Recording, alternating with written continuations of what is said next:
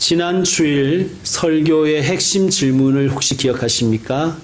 예수님은 왜 제자들을 데리고 고향을 방문하셨을까입니다. 여러 가지 이유를 함께 묵상하였습니다. 오늘 설교를 시작하면서 한 가지 이유를 더 말씀드리려고 합니다.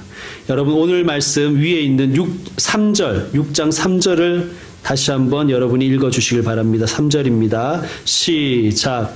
이 사람이 마리아의 아들 목수가 아니냐, 야고보와 요셉과 유다와 시몬의 형제가 아니냐, 그 너희들이 우리와 함께 여기 있지 아니하냐 하고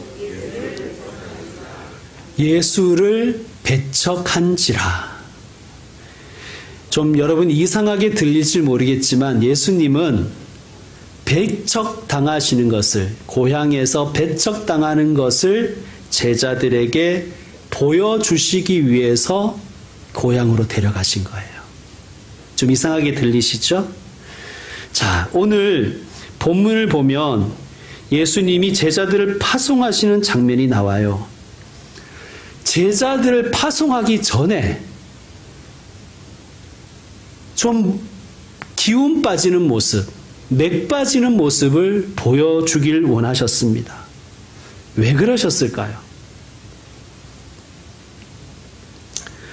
4절을 보면 예수님이 이렇게 말씀하십니다. 예수께서 그들에게 이르시되 선지자가 자기 고향과 자기 친척과 자기 집 외에서는 존경을 받지 못함이 없느니라 하시며, 예수님이 제자들에게 지금 그 말씀을 하시는 거예요. 자신이 배척당하는 모습을 보여주시면서 선지자가 이런 거다 보여주시는 거예요. 여러분, 선지자는 하나님의 뜻을 받아서 전하는 사람이에요. 제자와 같지요. 제자는 예수님의 말씀을 받아서 그 말씀 전하는 사람이 제자입니다. 선지자처럼 제자도 자기 고향과 친척과 자기 집에서는 존경을 받지 못한다.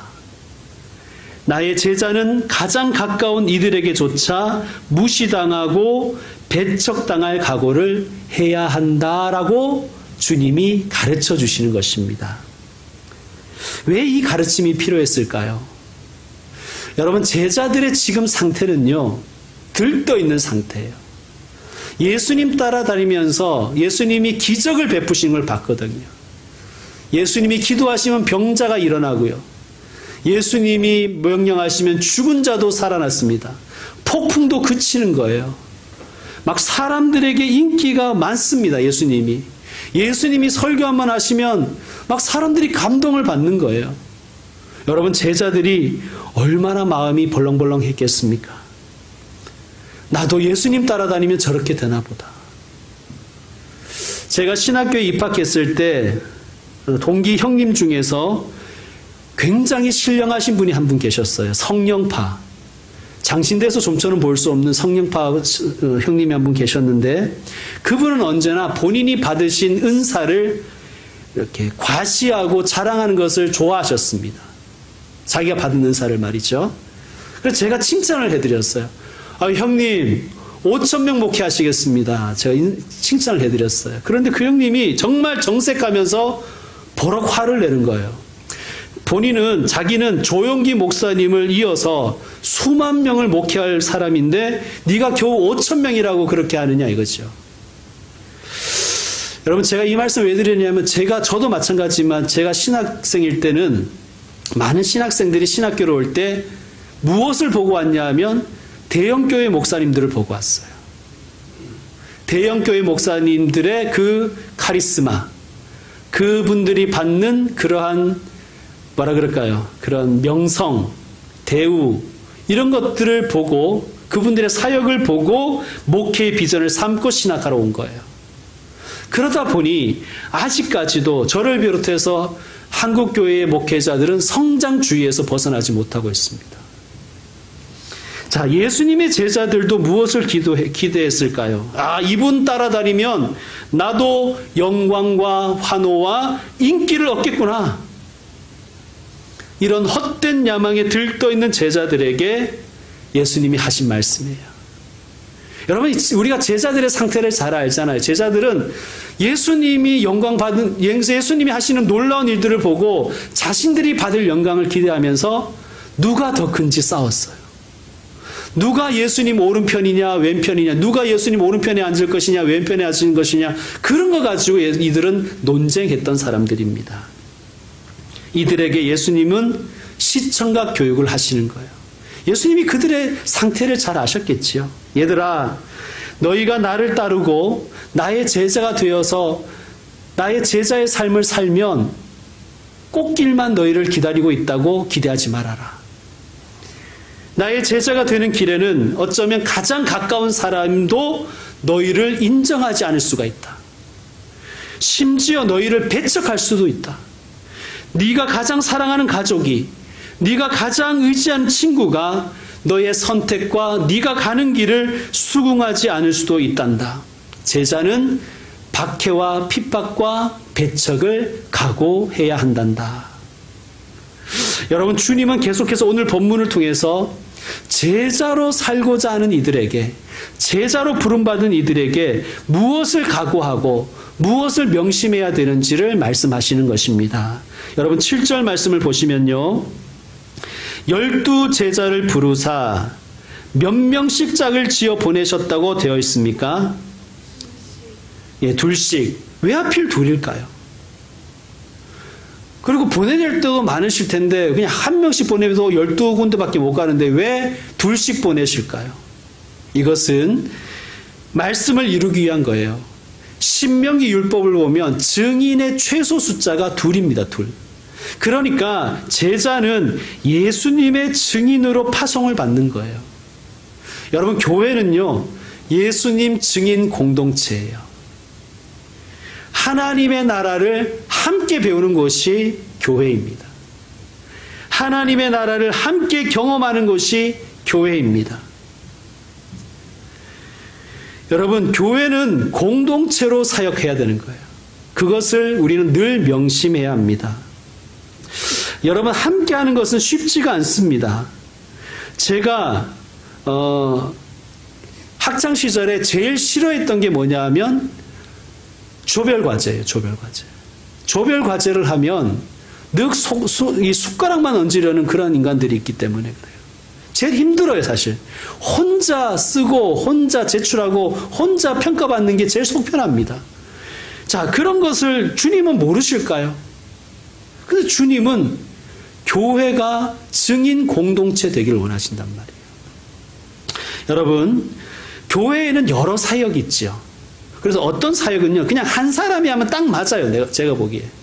그래서 그 일을 A라는 교회는 한 사람이 할 만한 일을 각 5명을 세워서 하루에 한 사람씩 돌아가게 하는 그런 교회도 있어요. 그러니까 처음에는 1번 사람이 하고 그 다음 날에 2번이 하고 그 다음 주는 3번이 하고 4번이 하고 5번이 하고 이렇게 시스템을 만드는 교회도 있고요. 또 어떤 교회는 5명을 다 매일매일 일을 시키는 교회가 있어요. 그러니까 5명이 함께 첫날 일하고 둘째 날도 일하고 셋째 날도 일하고. 우리 사고방식에는 A 교회가, 전자의 교회가 더 효율적인 교회죠. 한 명이 할 일을 한 명이 하면서 5사람이 돌아가면서 하는 것. 우리는 효율적인 교회를 생각합니다. 그런데요, 성경적인 교회는 어떤 교회일까요? B교회예요. 뒤의 교회입니다. 혼자 해도 되는 일을 5명이 함께 계속해서 해나가는 교회가 성경적인 교회예요. 여러분, 교회는 효율성을 추구하는 것이 아니라 성경적인 그러한 교회를 추구하는 것이 교회 아닙니까? 사실 지금 우리는 코로나19로 인하여 어쩔 수 없이 온라인과 오프라인 예배를 동시에 드리고 있습니다. 이제 방역 단계가 1단계로 조금 더 완화되었죠. 온라인 예배를 드리시는 분들 중에서 뭐 불안한 마음 때문에 못 오시는 분은 아직 할 수 없지만 혹시 너무 편해져서 나태한 마음에 계속해서 온라인 예배를 드리는 분들은 회개하고 교회 예배로, 공동체 예배로 다시 복귀하시길 바랍니다. 여러분, 우리는 이게 효율성을 따져서 온라인 예배를 드리고 오프라인 예배를 드리고 하는 것이 아니에요. 어쩔 수 없이 온라인 예배를 드리지만 예배는 함께 모여서 공동체로 드려야 됩니다. 상황이 조금 완화되었을 때 성전 예배를 회복하시는 분들이 되셨으면 좋겠습니다. 여러분, 중요한 포인트는 교회는 함께하는 곳이라는 거예요. 함께하는 곳. 여러분, 우리 교회의 비전은 그것입니다. 함께 돕고 격려하는 공동체. 함께 기도하고 함께 붙들어주고 함께 배우는 공동체. 그 공동체를 우리는 앞으로도 추구해 가야 할 것입니다. 예수님이 이렇게 말씀하셨습니다. 우리가 잘 아는 말씀이에요. 두세 사람이 내 이름으로 모인 그곳에는 나도 그들 중에 있느니라. 혼자 있으면 예수님이 함께 안 하신다는 뜻이 아니라 예수님이 그만큼 공동체를 중요하게 여기신다는 뜻입니다. 오늘 보면 7절을 보면 둘씩 파송받은 제자들에게 예수님이 권능을 주시죠. 어떤 권능입니까? 7절에 보면 더러운 귀신을 제어하는 권능이에요. 더러운 귀신을 제어하는 권능. 이게 어떤 권능일까요? 이 권능을 주신 이유는 12, 13절을 볼 때 복음 전파에 사용하라고 그리고 아픈 자들을 고쳐주라고 주신 권능은 맞습니다. 그러면 이 권능을 왜 주셨을까요? 그리고 이 권능을 주셨다는 것은 어떤 의미가 있을까요? 여러분, 우리는 이 본문을 보면서 주님의 제자로 헌신하는 사람들에게 주님은 필요한 권능을 주시는구나, 그것을 믿어야 됩니다. 사랑하는 성도 여러분, 주님은 주님의 뜻에 순종하는 사람에게 그 뜻을 이룰 수 있는 합당한 능력을 주십니다. 그것을 믿고 하나님의 뜻을 순종하시는 분들 되셨으면 좋겠습니다. 귀신을 제하는 능력이라고, 귀신을 제하는 권능이라고 표현했습니다. 다른 능력도 아니고 무슨 돈을 주신 것도 아니고 땅을 주신 것도 아니고 귀신을 제하는 능력이래요. 여러분, 귀신은 일단 우리의 육안으로는 볼 수가 없잖아요. 그러니까 이 말씀은 뭐냐 하면 제자에게는 일반 사람들이 보지 못하는 것을 볼 수 있는 권능을 주신다는 뜻입니다. 그리고 세상 사람들이 생각하는 대로, 보이는 것이 다라고 생각하는 대로 살아가는 세상 사람들에게 보이지 않는 영적 세계가 존재한다는 것을 전하라고 이 권능을 주시는 거예요. 영적인 세계가 있습니다. 눈에 보이지 않는 영적인 세계가 눈에 보이는 세계를 지배합니다. 이것을 제자부터 확실하게 믿고 또 사람들에게 전하라는 것입니다. 왜 이 말씀을 주시냐면 영적인 눈을 뜨고 보면 우리의 삶의 현장이 영적 전쟁이라는 것을 발견하기 때문이에요. 여러분, 하나님의 주권이 있어요. 그런데 그 하나님의 주권을 방해하고 거부하는 어둠의 세력이 함께 존재합니다. 가정에도 그렇고요. 직장에서도 그렇고요. 교회에서도 마찬가지입니다. 우리의 삶의 현장에서 하나님의 다스림을 거부하는 어둠의 세력이 있습니다. 이 어둠의 세력들은 사람들을 사로잡아서 주님의 다스림에 순종하지 못하게 합니다. 이것을 제자는 봐야 된다는 거예요.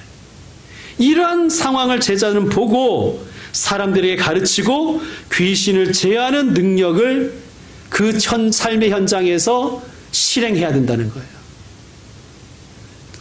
자, 예수님이 이렇게 기도하라고 말씀하셨죠. 하나님 아버지의 나라가 오게 하시며 아버지의 뜻이 하늘에서와 같이 땅에서도 이루어지게 하소서. 아멘. 예수님이 우리에게 이 기도를 하라고 하셨어요. 여러분, 우리는 매일 또 매 순간 어떤 일을 하기 전에 이 주님의 기도를 사랑하고 주님의 기도를 바쳐야 됩니다. 주님, 이곳에 하나님의 나라가 이루어지게 해주십시오. 내 가정에, 내 직장에, 내 삶의 현장에 아버지의 뜻이 하늘에서 이루어지신 것처럼, 아버지의 통치가 하늘에서 이루어진 것처럼 이곳에도, 이 영역에도 이루어지게 해주십시오. 여러분, 이 기도를 우리는 쉬지 않고 주님께 드려야 됩니다. 이게 영적 전쟁인 거예요. 여러분, 가정을 바라볼 때도 이 기도를 드리십시오. 내 자녀를 바라볼 때도 이 기도를 드리시고요. 내 가족을 바라볼 때도 이 기도를 드리셔야 됩니다. 아버지의 나라가 오게 하시옵소서. 아버지의 뜻이 하늘에서 이루어진 것처럼 땅에서도 이루어지게 하여 주옵소서. 여러분, 모든 가정에 영적 전쟁이 있잖아요. 여러분 가정에는 없으십니까? 여러분 가정에, 우리 가정에는 영적 전쟁이 없어 라고 생각하시는 분들은 이미 영적 전쟁에서 졌기 때문에 없는 거예요. 졌는데 뭐 싸움이 있습니까? 여러분, 교회에도 영적 전쟁이 있어요. 왜냐하면 사탄 마귀는 우는 사자와 같이 삼킬 자를 찾아다니기 때문입니다. 여러분, 기도하십시오. 왜 기도하지 않으십니까? 귀신을 제하는 권능, 기도의 권능을 우리에게 주셨는데 왜 사용하지 않으십니까? 기도 외에는 그 유가 나갈 것이 없습니다. 지금 다니엘 기도회가 계속 진행 중에 있어요. 물론 집에서도 참여할 수 있다고 저는 봅니다. 그런데요, 교회에 와서 함께 기도하면 더 힘을 얻으실 것입니다. 함께 기도하는 공동체, 여러분 한번 이번 주간에는 정말 하루라도 한번 참여해 보시는 것이 어떻겠습니까? 여러분, 복음을 알고 영적인 세계를 알게 되면 우리 입에서는 이 말밖에 나올 게 없어요. 주여, 저를 긍휼히 여겨 주십시오. 나의 상태를 보면 기도할 수밖에 없는 거예요. 자녀를 보면 이 말밖에 안 나오는 거예요. 주여, 내 자녀를 불쌍히 여겨 주십시오. 주님, 우리 교회를 불쌍히 여겨 주십시오. 주님, 이 대한민국을 불쌍히 여겨 주십시오. 이 기도밖에 안 나오는 거예요. 사랑하는 성도 여러분, 영적인 현실에 눈을 뜰 수 있는 주님의 제자들이 다 되시기를 축원합니다. 여러분, 8절도 읽어주시길 바랍니다. 8절 시작. 영하시되 여행을 위하여 지팡이 외에는 양식이나 물이나 전대의 돈이나 아무것도 가지지 말며. 아멘.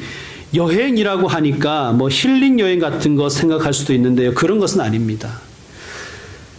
힐링 여행을 하려면 유비무환의 정신으로 철저히 준비를 해야 되겠죠. 그런데 이 말씀은 제자의 여정, 제자가 걸어가야 될 길에서 제자가 어떠한 각오를 가져야 되는지를 말씀하시는 거예요. 지팡이 외에는 가지지 말라는 거예요. 9절을 보면 신만 신고 두벌 옷도 입지 말라는 거예요. 옷 한 벌, 신발, 친해시는 신, 지팡이면 족하다는 거예요. 여러분, 이 말씀의 배경은 출애굽 사건이에요. 출애굽기 12장에 보면 유월절 사건이 나오죠. 유월절 어린 양을 잡아서 그 피를 좌우 문설주와 임방에 바르고 그 고기를 구워서 먹게 한 다음에 이렇게 말씀하세요.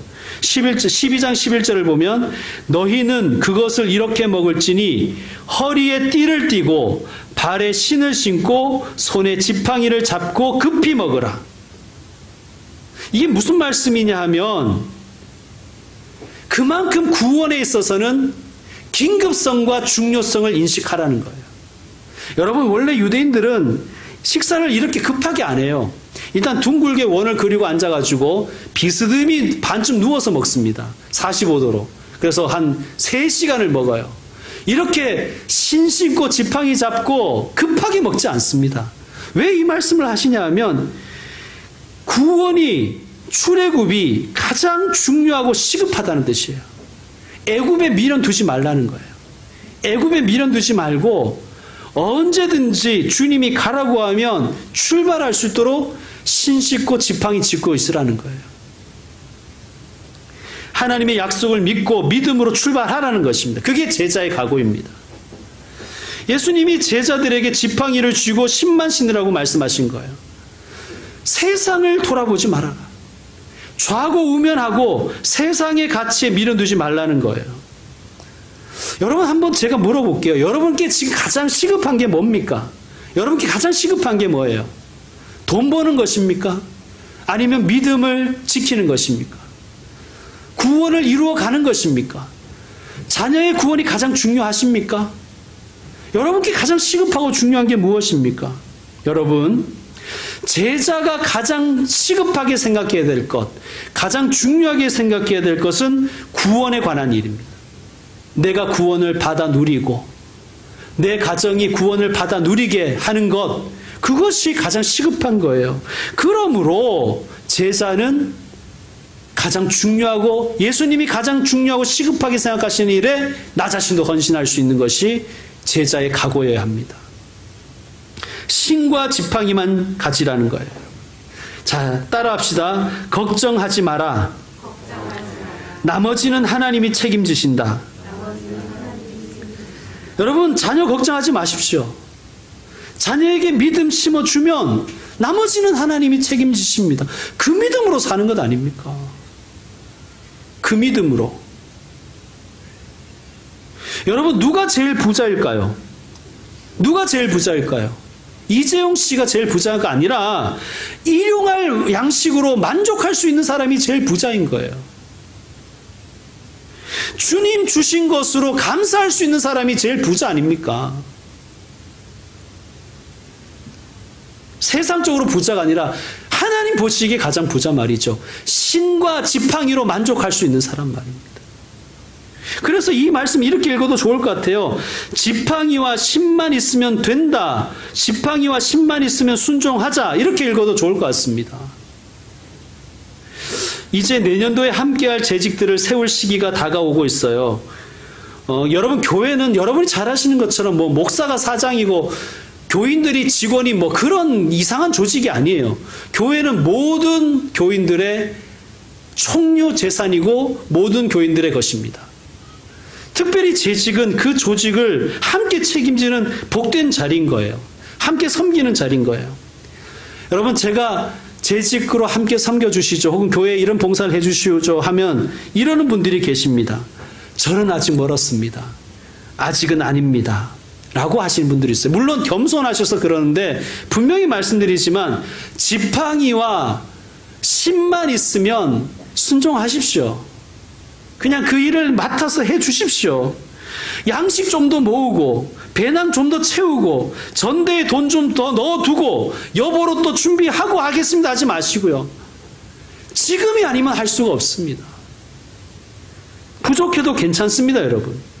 12절 13절에 보면 이런 말씀이 있죠. 제자들이 나가서 회개하라 전파하고 많은 귀신을 쫓아내며 많은 병자에게 기름을 발라 고치더라. 아멘. 자, 제자들이 한 일이에요. 제자들이 한 일.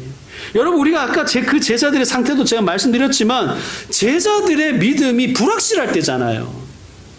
제자들의 믿음이 온전하지 못할 때 이 일을 한 거예요, 여러분.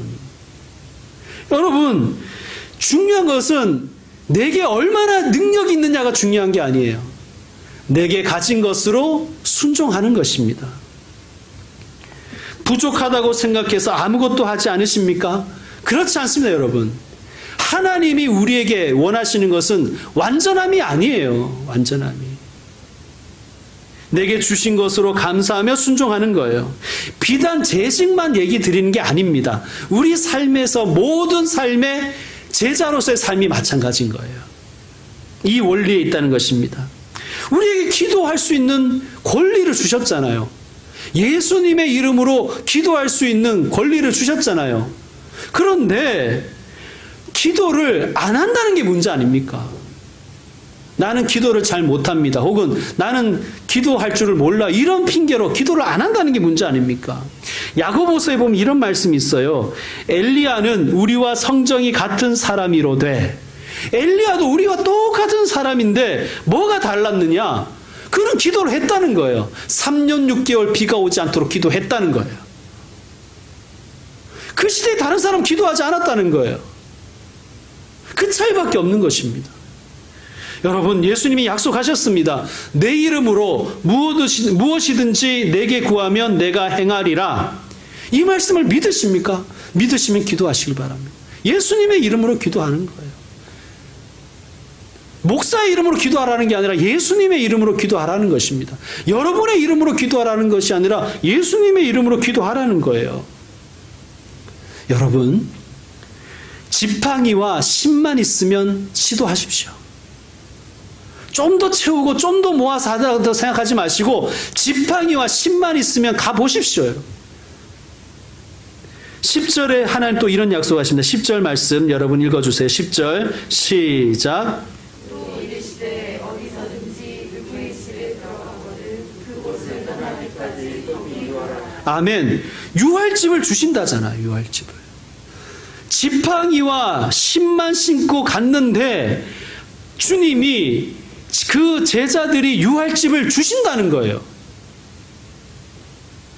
주님이 주신 집, 주님이 인도하신 곳, 주님께서 붙여주신 사람이 가장 좋은 집이며 가장 좋은 곳이며 가장 좋은 사람인 것을 믿고 살아가십시오.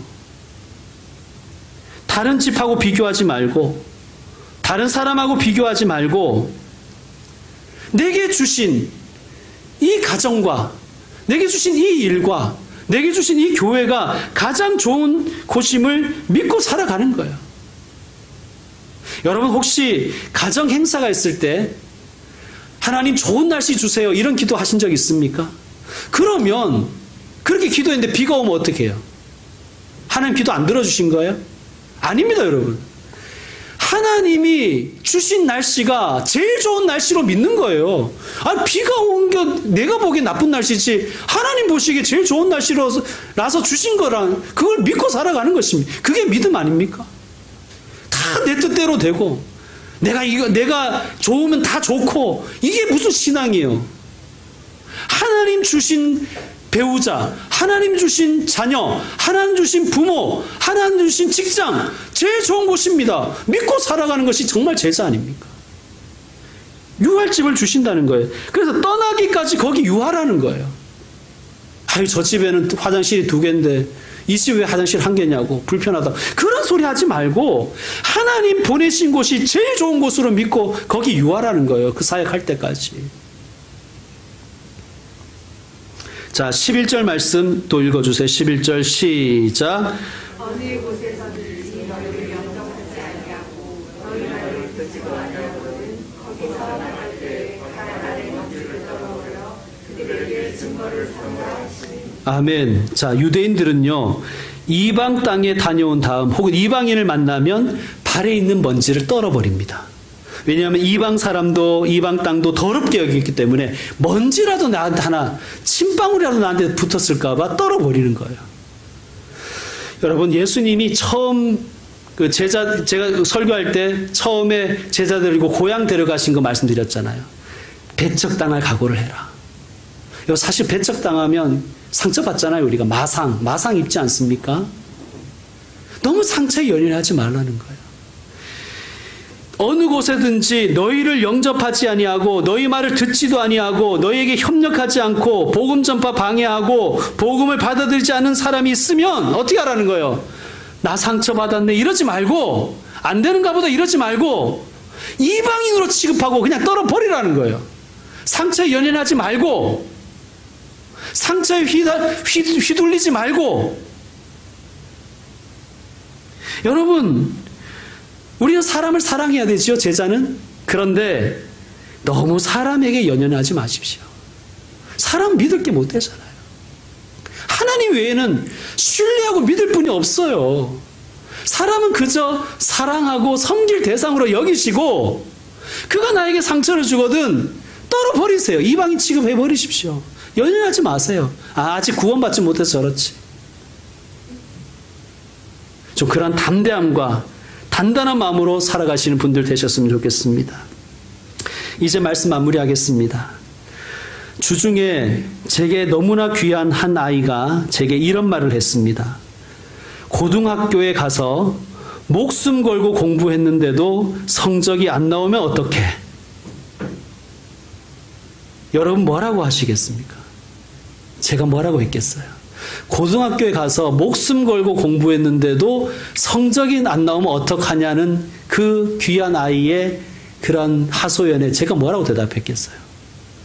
일단 고등학교 가고 생각해보자. 일단 목숨 좀 걸고 생각해보자. 여러분 오늘 말씀 들으면서 야, 제자 참 부담스럽네. 라고 생각하는 분이 계신다면 여러분 아직 제자가 아닌 거예요. 일단 제자 되기를 각오하십시오, 여러분. 각오하면 제자가 어떻게 살아야 되는지 주님이 알려주시고 힘도 주시고 견딜 수 있는 권능과 영광도 함께 주실 것입니다. 사랑하는 성도 여러분, 아직 제자가 아니라고 생각하시는 분들은 제자 되기를 사모하고 기도하시고요. 힘들지만 제자의 길을 들어선 분들은 하나님, 제가 이런 제자 되겠습니다. 각오하고 주님을 영화롭게 하기 위해서 매일매일 힘쓰면서 살아가시는 그러한 삶을 기도하시길 바랍니다. 그래서 우리 모두가 주님이 원하시는 예수님의 제자로 살아가는 복된 저와 여러분 되시기를 주의 이름으로 축원합니다. 기도하겠습니다.